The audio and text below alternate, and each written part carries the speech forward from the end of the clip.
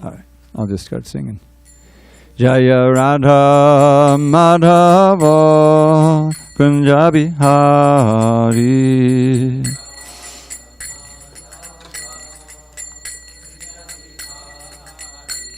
Gopijana Vallabha Girivaradhari.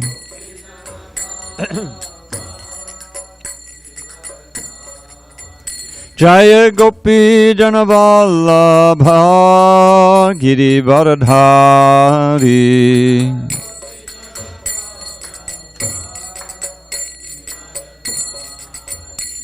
Yashodanandana Brajajana Ranjana. Yashodanandana Brajajana Ranjana. Jamuna Tira Vanachari. Jamuna Tira Vanachari.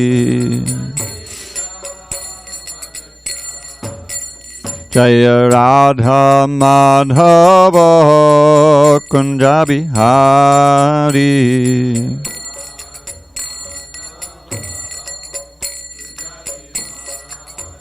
Jaya Radha Madhava Kunja Bihari.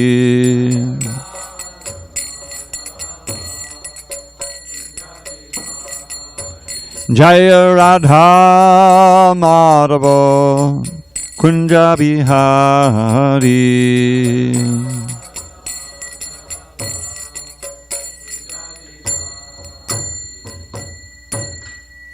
Jai Om Vishnupad Paramahansa Parujikacharya Ashtotar Tadashri Srimad Divine Grace Srila A.C. Bhakti Vedanta Swami Prabhupada Ki Jai.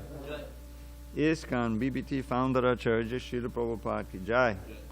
Jai Om Vishnupad Paramahansa Parujikacharya Ashtotar Tadashri Srimad His Divine Grace Srila Bhakti Siddhanta Saraswati Thakur Ki Jai. Ananta Koti Vaishnavana Ki Jai. Namacharya Srila Haridas Thakur Ki Jai. Prem Chikaho Shri Krishna Chaitanya Prabhu Nityananda Shri Advaita Gadadhar Shri Vasari Gaur Bhakta Vrinda Ki Jai. Grantharaj Srimad Bhagavatam Ki Jai. Samaveta Bhakta Vrinda Ki Jai. All glories to the assembled devotees. All glories to the assembled devotees. All glories to the assembled devotees. All glories to Shri Guru and Gauranga. Narayam Namaskritya Narang Chaiva Narottamam Devim Saraswatim Vyasam Tato Jayamhadirayet. Before reciting this Srimad Bhagavatam, which is our very means of conquest, we should offer our respectful obeisances unto Lord Narayan, the Supreme Personality of Godhead, unto Narayan Rishi, the supremest human being, unto Mother Saraswati, the goddess of learning, unto Srila Vyasadeva, the author, and unto Srila Prabhupada, the translator, commentator, and our spiritual master. Nashta Prayesha Bhadreshu Nityam Bhagavata Sevaya Bhagavatyuttama Shloke Bhakti Bhavati Naishtiki. By regular attendance in classes on Srimad Bhagavatam and by rendering devotional service to the pure devotee, all that is inauspicious within the heart is destroyed almost to nil, and loving devotion to the Supreme Lord, who is glorified in transcendental songs, is established as an irrevocable fact. Now I just want to make sure. Text 9? Okay. Om Namo Bhagavate Vasudevaya. Om Namo Bhagavate Vasudevaya. Om Namo Bhagavate Vasudevaya. On this 25th day of August 2021 in San Diego, we're reading from Srimad Bhagavatam, translation and commentary by His Divine Grace A.C. Bhaktivedanta Swami Prabhupada.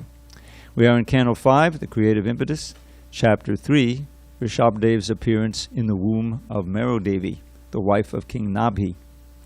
text number 9. So I'll chant it myself, or just utter it myself. We have to get into this idea that you can't chant something once.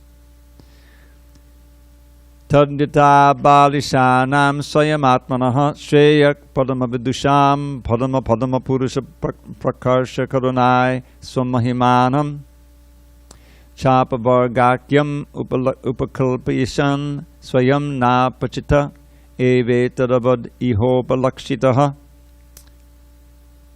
Tat, that. Yata, as. Balishanam, of the fools. Swayam, by yourself. Atmanaha, own. Sheyaha, welfare. Padam, ultimate. Abidusham, of persons who do not know. Padama Purusha, O Lord of Lords. Prakarsha Karunaya, by abundant causeless mercy. Swamahimanam, your personal glory. Cha, and. Apavarga Akyam, called Apavarga, liberation. Upakalpayishyan, desiring to give. Swayam, personally. Na apachitaha, not properly worshipped. Eva, although. Itadavat, like an ordinary person. Iha, here. Upalakshitaha, you are present and seen by us.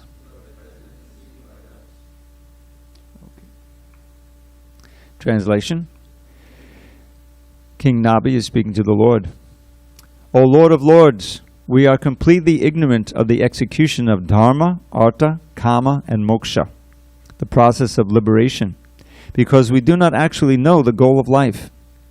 You have appeared personally before us like a person soliciting worship, but actually you are present here just so we can see you. You have come out of your abundant and causeless mercy in order to serve our purpose, our interest, and give us the benefit of your personal glory called apavarga, or liberation. You have come, although you are not properly worshipped by us due to our ignorance. Srila Prabhupada's purport. Lord Vishnu was personally present at the sacrificial arena, but this does not mean that he had any interest in his own personal benefit. Similarly, the Archa Vigraha, the deity in the temple, is present for the same purpose. Out of his causeless mercy, the Supreme Personality of Godhead presents himself before us so that we can see him. Since we have no transcendental vision, we cannot see the spiritual Satchit Ananda Vigraha of the Lord. That's the form made of eternity, knowledge, and bliss. Therefore, out of his causeless mercy, he comes in a form we can see. We can only see material things like stone and wood, and therefore he accepts a form of stone and wood, and thus accepts our service in the temple. This is an exhibition of the Lord's causeless mercy. Although he has no interest in such things, in order to receive our loving service, he agrees to act as he does. We cannot actually offer suitable paraphernalia for the Lord's worship because we are completely ignorant. It was out of his causeless mercy that the Lord appeared in the sacrificial arena of Maharaj Nabi. Om Jnana Timarandasya Jnanandana Shalakaya Chakshu Unmilatam Mena Tasmai Shri Gurave Namaha. I was born in the darkest of ignorance, but my spiritual master Srila Prabhupada opened my eyes with the torchlight of knowledge. I offer my humble obeisance unto him and to all members of Sri Parampara. So this theme here in the several of the verses that we've read, that King Nabi being enlightened completely, he's getting the darshan of Vishnu. He came to see him. But he's made it clear that Vishnu has no personal interest in doing that. It's not. He hasn't come in order to get our offerings. He hasn't come in order to hear the prayers. All of this is to give us an opportunity to see him and serve him. This is the whole significance, the Archa Murti. Archa Murti means the Murti that you can worship. We're not advanced enough. We cannot see the spiritual form of the Lord, who's present everywhere. He's present in our hearts. So Krishna agrees to appear by the request of the great devotees, and in a form and in a place. He's appeared locally here, where we are, in a form that we can see and serve, and who can reciprocate our prayers and reciprocate our service. So it's completely out of his mercy, and Nabi completely appreciates that. So I wanted to read a little section from the 3rd canto, where Lord Kapila Dev is also explaining deity worship to his mother in his instructions. So if you give me a second here. Okay. So this is from the 3rd canto, 25th chapter, verse 35. I won't read the Sanskrit. O my mother, my devotees always see the smiling face of my form, with eyes like the rising morning sun. They like to see my various transcendental forms, which are all benevolent, and they also talk favorably with me. So Prabhupada says in his purport, Mayavadis and atheists accept the forms of the deities in the temple of the Lord as idols. Now Prabhupada used this word accept in different ways. Here it means they conceive of them, they take them to be. They take them to be, take the forms of the deities in the temple to be idols. But devotees do not worship idols. They directly worship the personality of Godhead in his Archa incarnation. An idol is something that represents something else, but does not really have the potency of that other thing. But the deity does. Archa refers to the form which we can worship in our present condition. Actually, in our present state, it is not possible to see God in his spiritual form, because our material eyes and senses cannot conceive of a spiritual form. We cannot even see the spiritual form of the individual soul. When a man dies, we cannot see how the spiritual form leaves the body. That is the defect of our material senses. In order to be seen by our material senses, the Supreme Lord accepts a favorable form which is called Archa Vigraha. This Archa Vigraha, sometimes called the Archa Incarnation, is not different from him. Just as the Supreme Personality of Godhead accepts various incarnations, he takes on forms made out of matter, clay, wood, metal, and jewels. There are many Shastric injunctions which give instructions for carving forms of the Lord. These forms are not material. Everywhere he's outside, then why is he not in the temple? Then why not go to the temple to worship the Lord? The written in Orion, thank you. So their argument is silly. But the devotee's vision, however, is different. Their vision is smeared with love of God. This is from the Brahma Samhita, Premanjanacharita Bhakti Vilochanena. As soon as they see the Lord in his different forms, the devotees become saturated with love, for they do not find any difference between the Lord and his form in the temple, as do the atheists.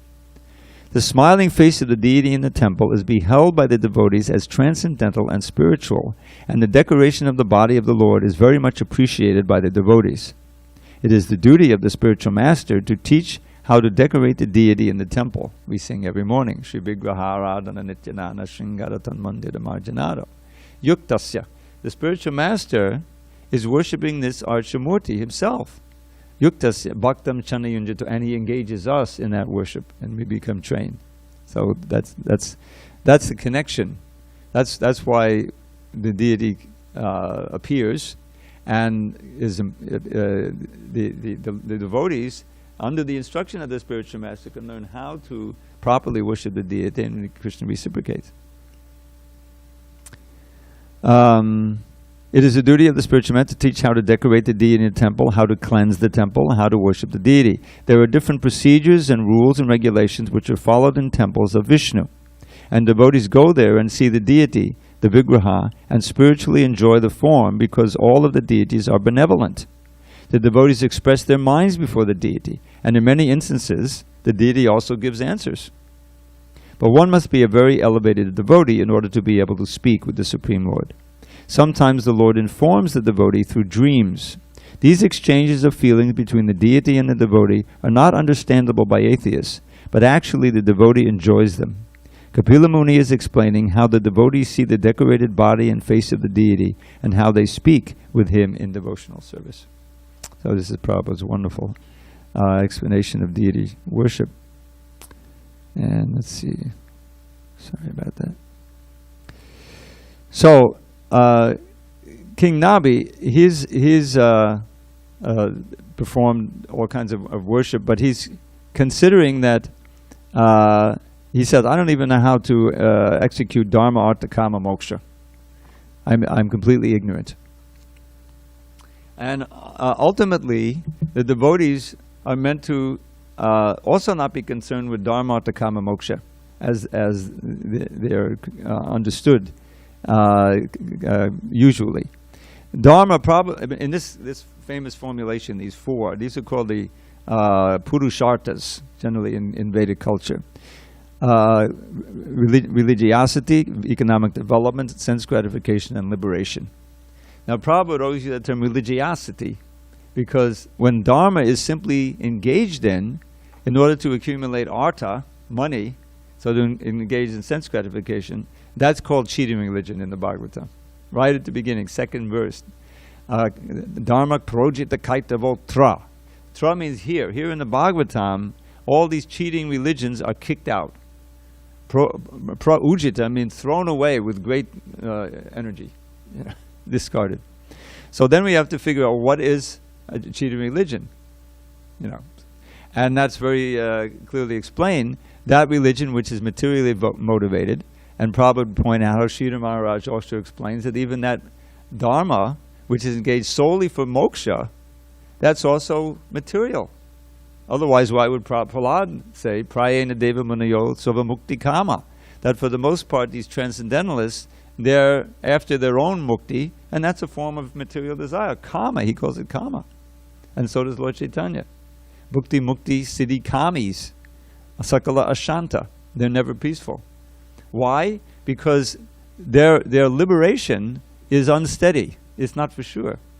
Prabhupada would always quote this verse from the 10th canto, Yenyeda Vindakta Vimuktamaninas, that those who reject the form of the Lord and do not worship at lotus feet, then through great austerity, kritrena, the Sanskrit language is so wonderful, it's full of onomatopeias. Who knows what an onomatopoeia is? Exactly. But the English is full of them. Splash, boom, and kritrena, what does that evoke? Severe austerities, isn't it? It's because that's the very sound of it. So you can imagine trying to transcend the bonds of the senses and the mind and the conditioned life just by your willpower. No, I will not, look there. I will not taste this. I will not go there. First of all, what they do is they generally go alone. They go to this is what Prahlad says, and it's true. They go to the forest, go to the Himalayas. They can't be sitting here in Pacific Beach. Can you imagine? Sitting. What was that? Ooh. Immediately the meditation is broken. So, but we can practice austerities, right? And even if we're serious, we can become more and more liberated. From what? From the desire to enjoy the sense gratification, from all of these knots in the heart that are keeping us bound birth after birth.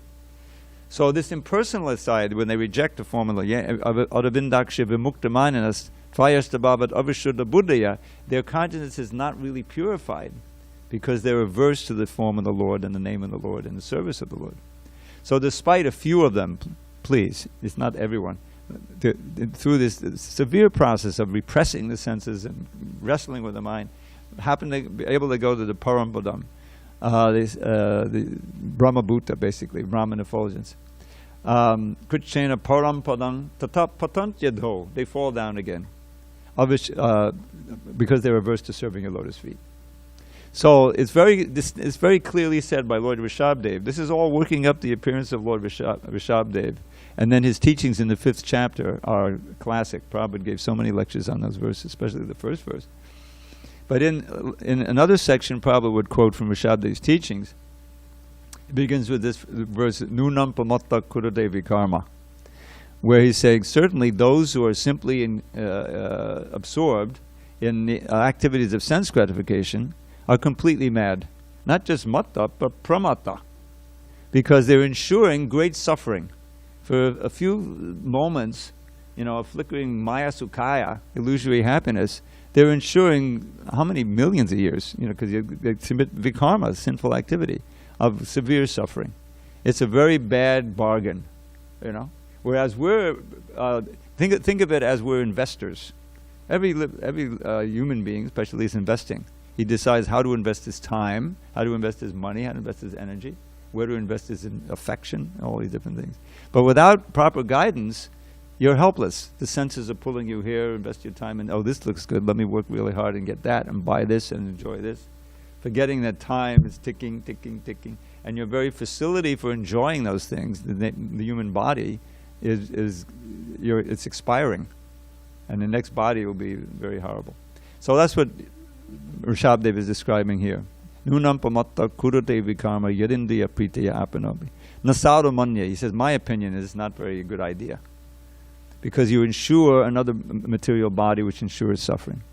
And then he has this wonderful verse. Prabhupada gives a lecture on these three several times, and they're quoted in the Bhagavad Gita purports. Parabhavastavada bodha jato. This is defeat for the soul. This is repeated defeat when you die, take another body, especially a subhuman body. This is imprisonment. It's born of ignorance. Parabhavastavada bodha jato, about it literally means born of ignorance. Yeah, and that ignorance persists until you inquire into the absolute truth. Who knows the first sutra of the Vedanta Sutra? Please raise your hand. Atato Brahma Jigyasa. Anyone else know it? Just three words. It's easy. We should all know that one. You don't even have to memorize the verse. It's like 4 syllables. Okay. Let's take it apart. This first ata. The sutras. Every sutra is packed with meaning. It has to be unpacked. So ata. ATHA combined with ATA. H. Means now, therefore.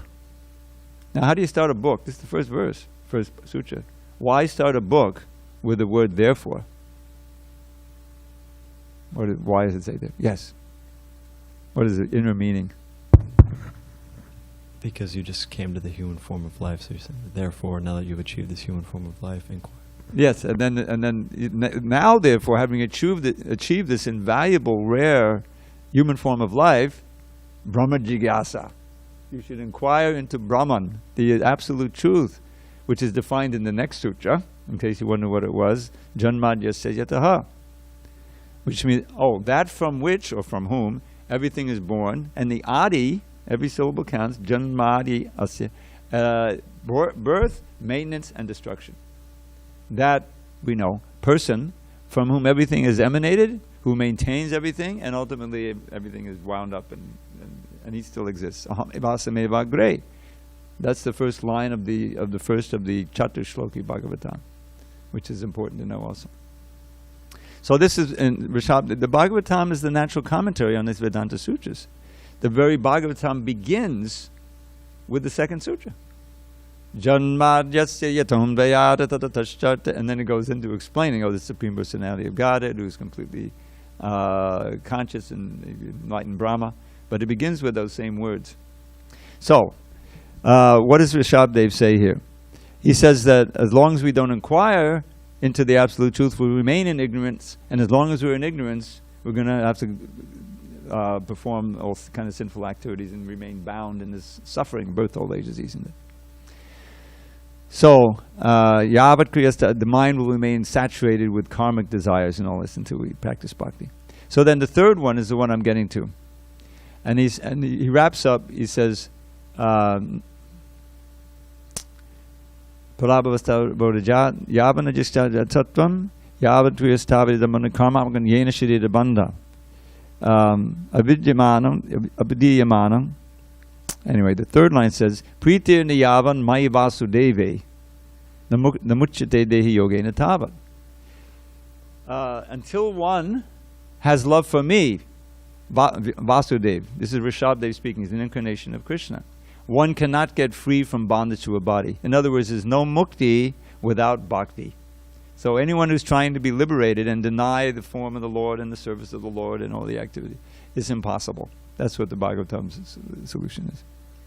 So he's saying, so now, paradoxically, Nabi is saying, I'm completely ignorant of the execution of Dharma, Artha, Kama, and Moksha. But actually, because he's a devotee, who else? His Lord is going to appear to him, and his wife is going to give birth to the incarnation of God. So he's obviously a great devotee.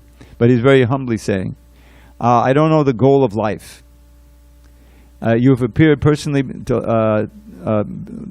before us like a person soliciting worship, but actually you're present here just so we can see you. So he's in the mood of a devotee, realizing that it's out of Krishna's mercy that he reaches out in so many ways to the conditioned souls, to give them a chance to turn their attention back toward him.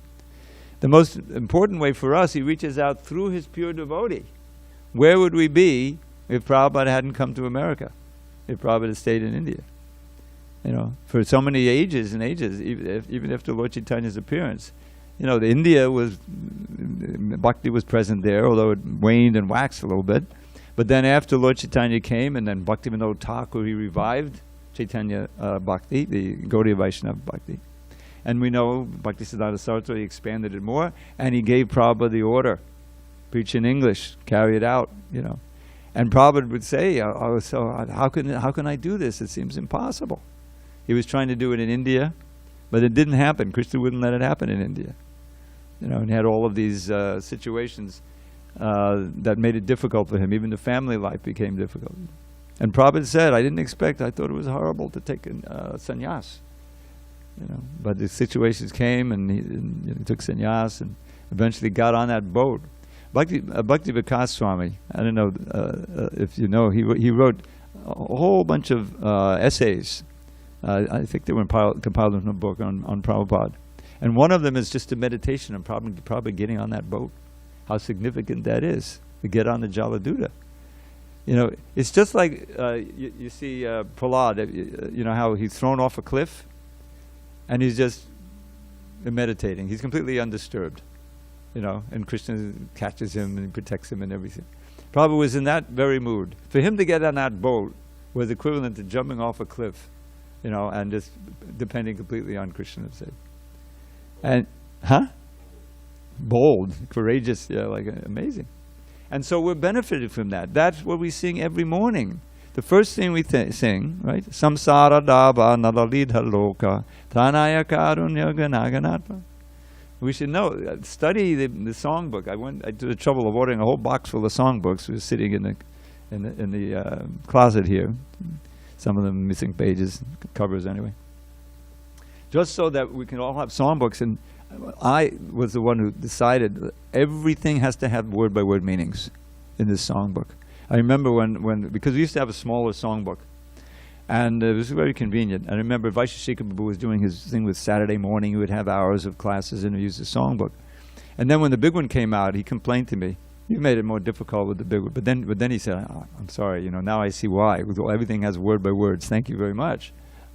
Because the word-by-words give us an opportunity to learn the song, and then when we hear it, the meaning is coming out. It's all in the meaning. So every day we sing these songs, but you take the trouble to learn the meaning. So let's go over the first one, because the first one exactly pertains. Samsara dava nadalida loka. So he's describing first our situation. Burning in the forest fire of birth and death, old age and disease. That's everybody's situation. But nobody knows it. Nobody is taking that. I mean, they know it, but they don't know but they can do anything about it. So, samsara davana lita loka. All the people are suffering, but the spiritual master is chanaya. The key word chanaya. He's delivering the devotees from the forest fire of birth and death, and therefore he's just like a cloud of mercy. Ganaganatvam, because a cloud can put out a forest fire, and he is an ocean of good qualities like that. So how does they deliver? Through so many ways. By being a conduit. Prabhupada would call it a transparent via medium. Remember, if you read the books, you'll see like that. So, or via media. the word medium, in this case, it means someone who acts as a channel.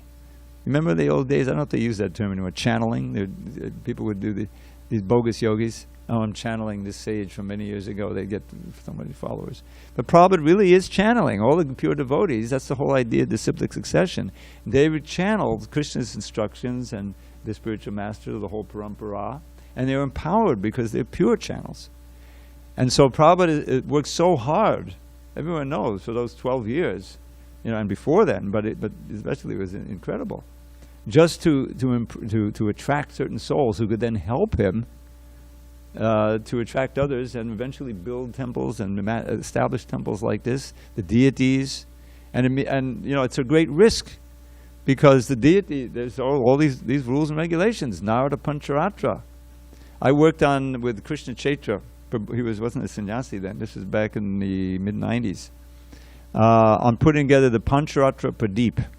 Pancharatra Pradeep is the ISKCON book, gleaned from the Narada Pancharatra, for all the standards, all the mantras that you chant on the altar, the principles of cleanliness and everything. This is very important to follow those, because the whole idea is we get purify our consciousness by regular deity worship, by having this structure with the ashram and all these different things. Oh, I can't do this. You're in the ashram. I can't. This is the Lord's house. Whereas you're sitting in 20 miles away. So yeah, this is my house. I'll do what I want. Then I'll go see the deities every weekend. I mean, it's good, but that's the advantage of actually, and it's a big deal to try to support an ashram and a temple. This is what was known as a mat. We don't call them mats, but the temple with ashram. So you have local devotees who are, supporting the deity and preaching. Generally, brahmacharis. So this is all part of the boundless mercy of the Lord. He's empowering his devotees to do this. And he's reaching out in so many ways. Lord Chaitanya, he came and his main form of preaching was the holy name. That's the essence of it in this age. And so deity worship is meant to be accompanied by the chanting of the holy name. The vast majority of us don't go on the altar, but we have deity worship. We should be on time, clean, good consciousness. When the curtains open, we should be there. Both in the Mangalartik and for the greeting. Krishna's there. He's agreed to be there, to get dressed so beautifully, smiling. Where are my devotees? It's a reciprocation. We shouldn't think of them as statues. We should think Krishna's actually there. Just like I sometimes like to give the example. Okay, Prabhu, did you hear that Radha and Krishna are actually coming to the temple? They're going to be arriving in a limousine and 9 o'clock. So he says, all right, I'll try to make it. I have an appointment. Are you kidding? Radha and Krishna are coming? Coming. Everyone should be, and we'll offer obeisances and cry and chant on top of it. But they are coming. That's what greeting the deities is. So we should feel that they're actually there. And that's the whole point. And Prabhupada describes in that other purport I read, how you talk with the deities. Well, okay, we're not ready to talk. But we can utter prayers. The prayers of Queen Kunti, of Prahlad. The Bhagavatam is full of prayers. If you don't know which one, there's a prayer by Queen Kunti. Everybody can offer this prayer. It's not an intimate prayer. Tvai me ananya vishaya matir modapate sakrit ratamun vahatara dha gange vaugumadanvati. So I put it into a little poem. So the original is Madhupati, the Lord of the Madhus, Madhu dynasty and the Madhus. So she knows him in that way. So that's the name she uses. O Madhu's Lord, please ever fill my mind with thoughts of thee, not any other kind. As Ganges torrent flows into the sea, let all my love flow constantly to thee. We can all offer that prayer. Why not? Oh, Madhu's Lord. I like to, for general public, I say Madhava. Oh, Madhava, please ever fill my mind with thoughts of thee, not any other kind. As Ganges torrent flows into the sea, let all my love flow constantly to thee. Why not? So, you can learn the Sanskrit. There's a few of them that I put into English, but there's hundreds of Sanskrit verses.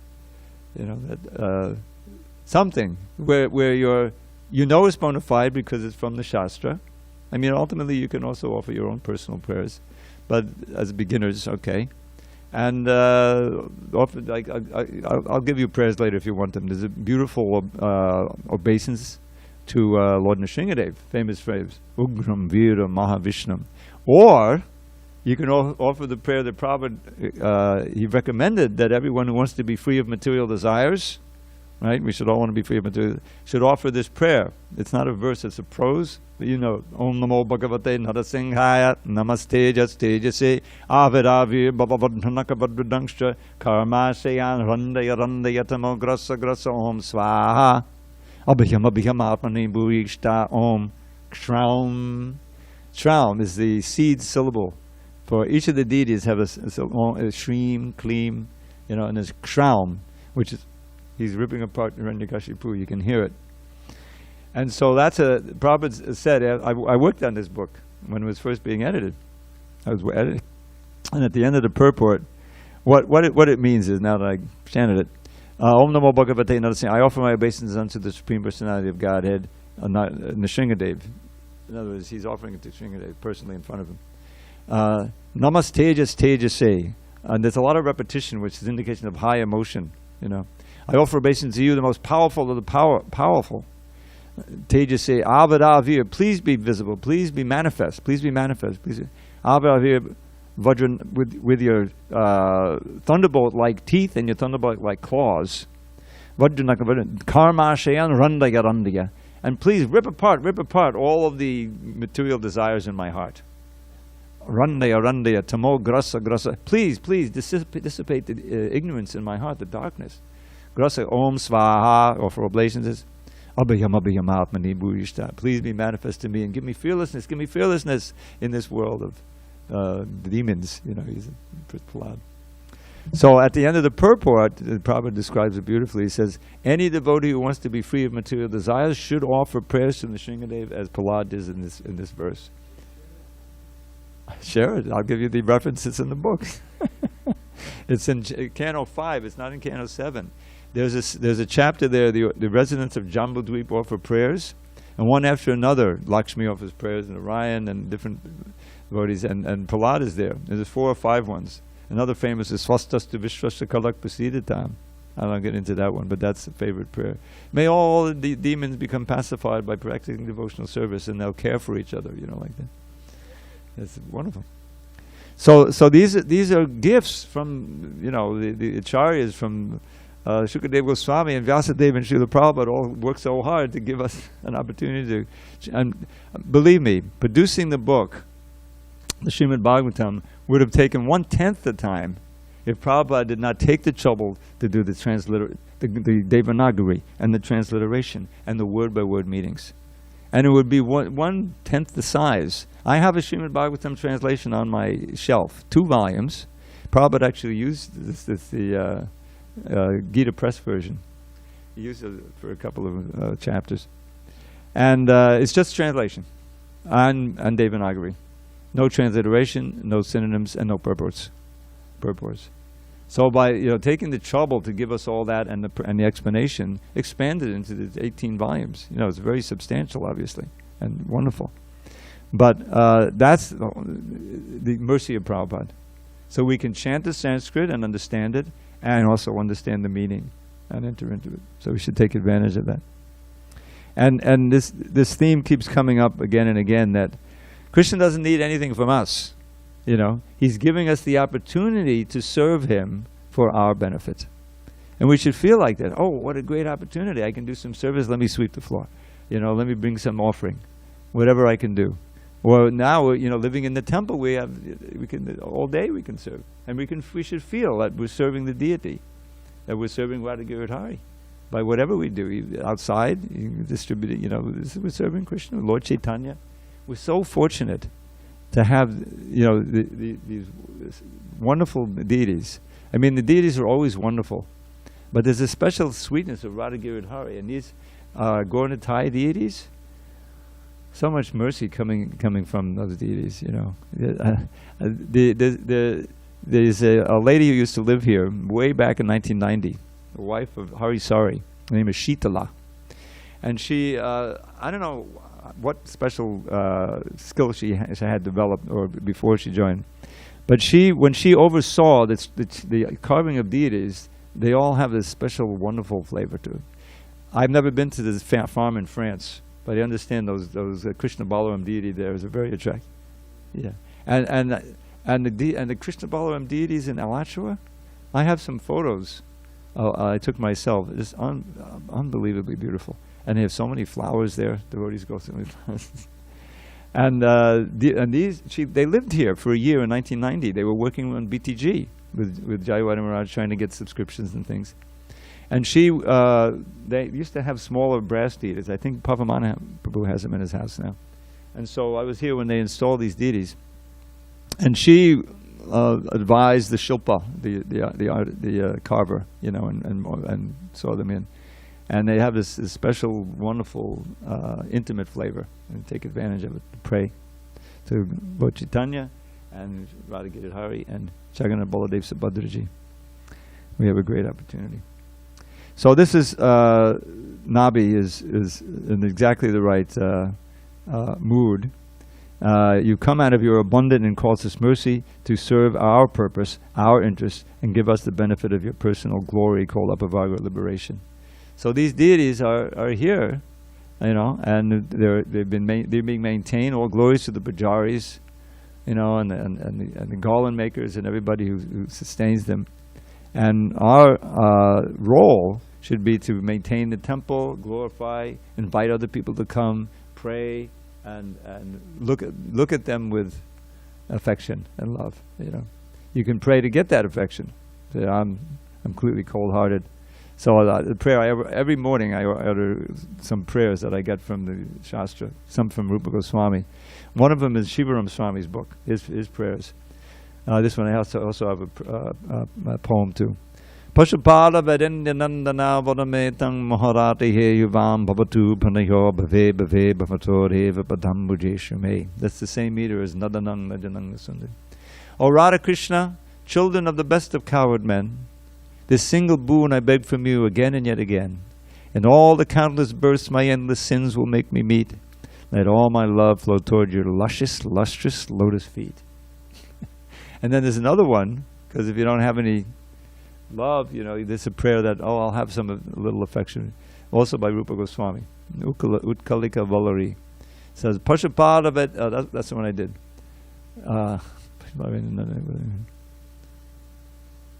I'm getting senile. Somehow it's not coming to me. But basically the English is this, is that, O Radha and Krishna, your hearts are overflowing with compassion. Please give me a little hint of affection for you as an assurance of some future darshan of your Leela. This is Rupa Goswami. At the end, this is the last work he wrote, and this is nearly the end of that last work. And he's taking his humble position. He's prema personified, but he's giving us. Okay, any questions, comments? Hare Krishna. Okay, you're first, Vijay. Go ahead, Babu. May I? Please. Dravida Prabhu, my humble obeisances. The quote from the purport is, quote, we cannot actually offer suitable paraphernalia for the Lord's worship because we are completely ignorant, end quote. Prabhu, yesterday in your Bhagavad Gita class, we studied the verse where we find Lord Krishna chanting to Arjuna that if we die controlled by the mode of ignorance, we take birth in the animal kingdom. And you also know better than me that for us parts and parcels to know everything about God, it is not possible because we are infinitesimal and He is infinite. So my question is, in order to avoid taking birth in the animal kingdom related to our next life, in what measure should we remove our ignorance in order to avoid it? Because we cannot know everything about God. So how much and how best do we need to know about God in order to not take birth in the animal kingdom in our next life? you're already assured. You won't be born as an animal, Vijay. Krishna says. He says. Why do you say that? Neha bhikamanashosti pratyavayona vidyate sopamabhasya dharmasya trayate mahato bayat. Says in this process of bhakti yoga, basically, there's no loss and no. Now listen to the pronunciation. Diminution. Everyone mispronounces it. Means it never decreases. So just by your attendance of class, not my classes, but you attend so many classes, that in itself is certainly beyond the swalpam. So he says even a little, alpam is little, but sualpam means a little tiny. Even a little progress on this path protects one from the most fearful type of danger, which is to lose the human form of life. So you'll be born as a human being, and you're going to take up devotional service in the same way. Yeah, you might go back to Godhead, but you're not. Whatever you do, you're not going to be born as an animal, and you'll be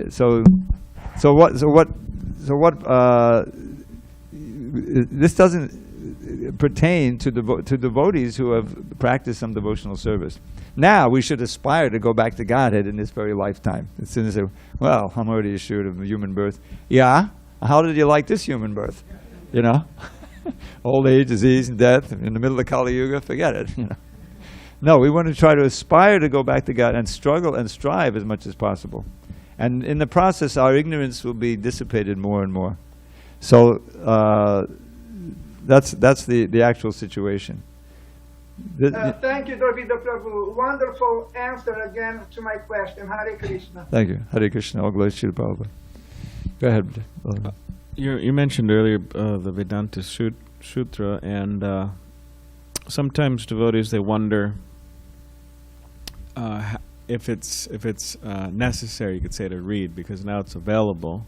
I mean, it's always been available, but like Bhanu Swami has a translation of it, but so one, is it necessary to read? And also books like Mahabharata, for example, sometimes, oh, well, you should read it. And somebody says, oh, no, you don't need to read it. Some people say, oh, you should read the Vedanta Sutra. No, you don't need to read it. So maybe you could comment on that. And then also maybe you could explain some more the idea of the Srimad Bhagavatam being the natural commentary on the Vedanta Sutra. Yeah. All right, so the idea of, what to read and what not to read, there is a constant stream of books being produced in ISKCON. And I've often thought, well, why is that? And one of the reasons is that it's such a wonderful meditation to write a book about Krishna, no matter what it is. It may be a book about Prabhupada, whatever it is. That in itself is a very pleasurable experience, just to write, what to see, speak of publishing. So there's always, and in my career, there were always books coming out. Now, in Prabhupada's time, people weren't writing their own books so much. Although, and if they did write one, then it was under Prabhupada's order, like Swarup Damodar wrote The Scientific Basis of Krishna Consciousness. Prabhupada was very pleased about that, and a few others here and there. But afterward, there came out, books, especially remembrance of Srila Prabhupada, which all added to it. So the one end is, well, how can we actually read all these books? And if you come to my apartment, you realize it's not possible to read all of them. I've got 4 different shelves, and they're all completely packed with books. And I have one shelf with all the Prabhupada's books and some, Prabhupada's books. So what's going on there? And in terms of Mahabharata, I mean, in Prabhupada's books, in the first canto, it's described that we don't really need to read the whole Mahabharata. The essence of it is the Bhagavad Gita. Now, for preaching and for our own edification, it's good to know. I'm telling you, my own experience. We were going to print a BBT version of the Mahabharata. And Ridhyananda Maharaj was translated. This is after the Bhagavatam. By 89, we were still in Miami. And he had already translated the Adi Kanda, or Adi, I think so, Adi Kanda. Adi Parva, thanks for that. Which is like, 80 chapters long. I mean, it's not, it's huge. Mahabharata is huge. And so I'm working on that. I'm polishing it up because it's a BBT book. This is our next publication. And it was interesting stuff, I mean, it was exciting stories.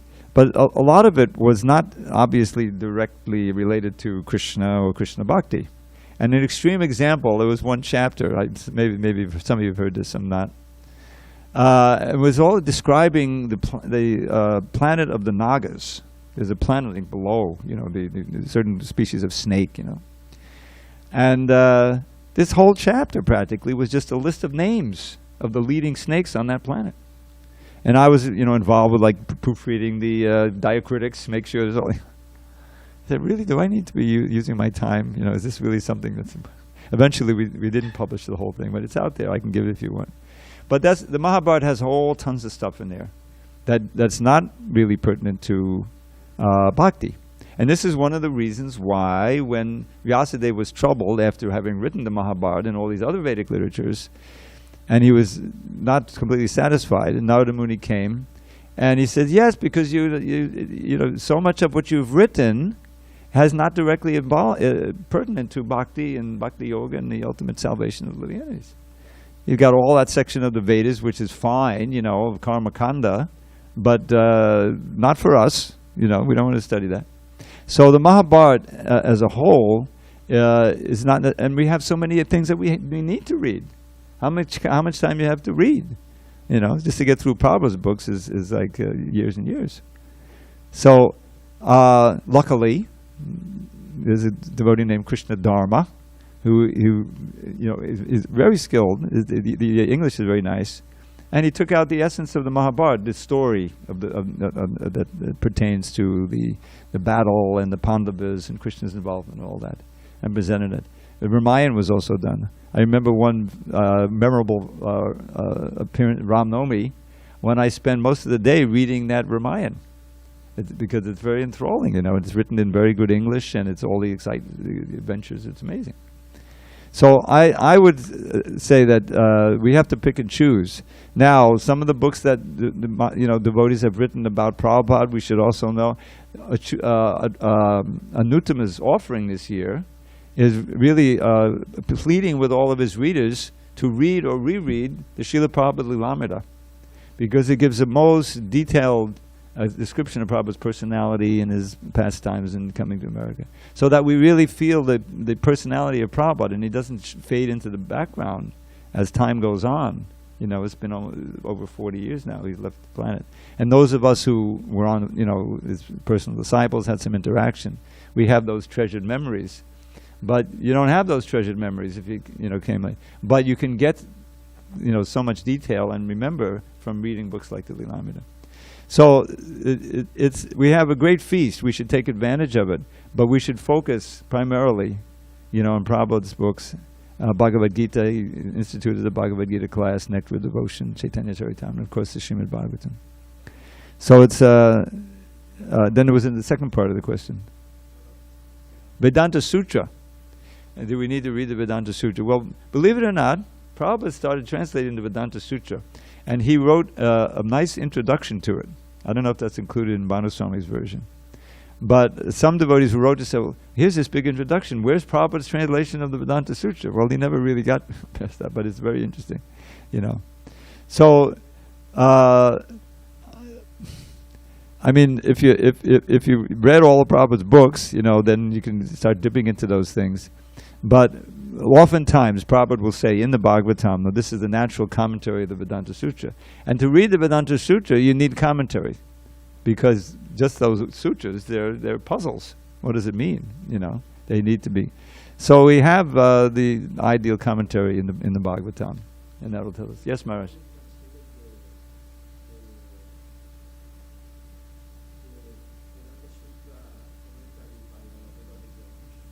Oh, that's the translation. Yeah, that Banuswami did. You're asking me, is that out now? Yeah, I didn't know that. It's hard to keep up with him. He's so prolific. Yeah, so the Vedanta Sutra is available with Baladev Vijayabhushan's commentary. That's the Gaudiya Vaishnava commentary, which you certainly shouldn't read Shankaracharya's commentary, that's for sure. And then you'll be lost, Lord Chaitanya says, Mayavadi Bhasha. So, if you're a scholar, you have time, that's fine, I think. But you have to be careful and prioritize Prabhupada's books. All right, it's getting late. All glories to Srila Prabhupada. Hari Hari.